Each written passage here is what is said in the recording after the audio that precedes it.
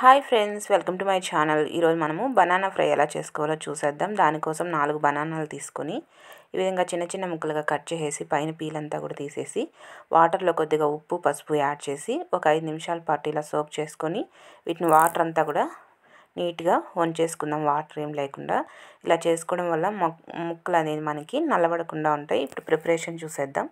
Stove మీద pan పెట్టుకొని ఇక్కడ ఒక 2 టేబుల్ స్పూన్స్ వరకు ఆయిల్ని యాడ్ చేసుకోండి. ఆయిల్ హీట్ ఎక్కిన తర్వాత పోపు దినుసులంతా కూడా ఒక 1/2 టేబుల్ స్పూన్ వరకు యాడ్ చేసుకుందాము. అలాగే జీలకర్ర ఒక 1/2 టేబుల్ స్పూన్ వరకు యాడ్ చేస్తున్నాను. ఫ్లేవర్ అనేది చాలా బాగుంటుంది జీలకర్ర యాడ్ చేసుకోవడం వల్ల.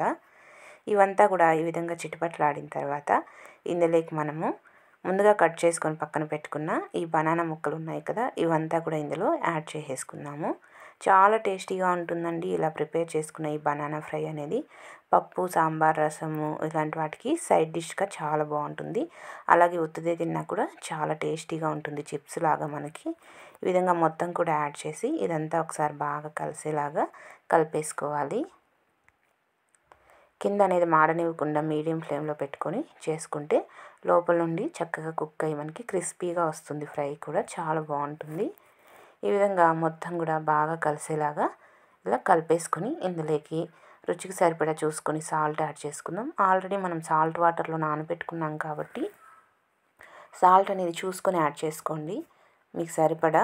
అలాగే పసుపు కూడా ఒక 1/2 టేబుల్ స్పూన్ కంటే తక్కువగా పసుపు కూడా యాడ్ చేసి ఇది కూడా బాగా కలిసేలాగా కలిపేసుకోవాలి. ఇలా ఉప్పు పసుపు యాడ్ చేసి ఫ్రై చేసుకోవడం వల్ల ముక్కలు అనేది త్వరగా ఫ్రై అవుతాయి. అలాగే టేస్ట్ కూడా చాలా బాగుంటాయి చప్పగా లేకుండా తినేటప్పుడు.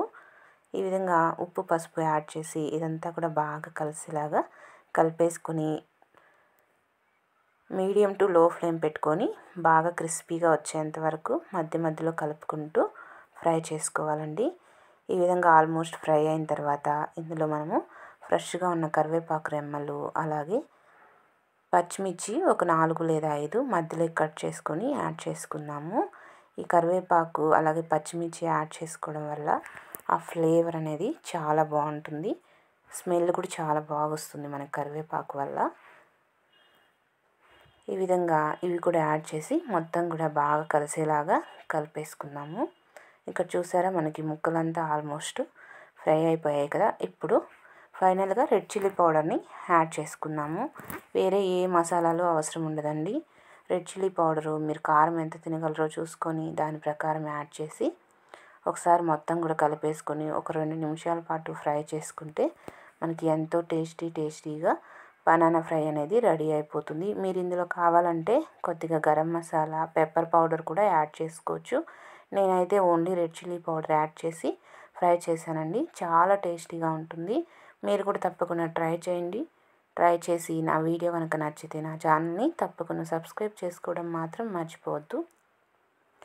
అలాగే లైక్ చేయండి, షేర్ చేయండి, కామెంట్ చేయండి. పక్కన ఉన్న బెల్ ఐకాన్ని క్లిక్ చేసుకోండి. Okay friends, bye.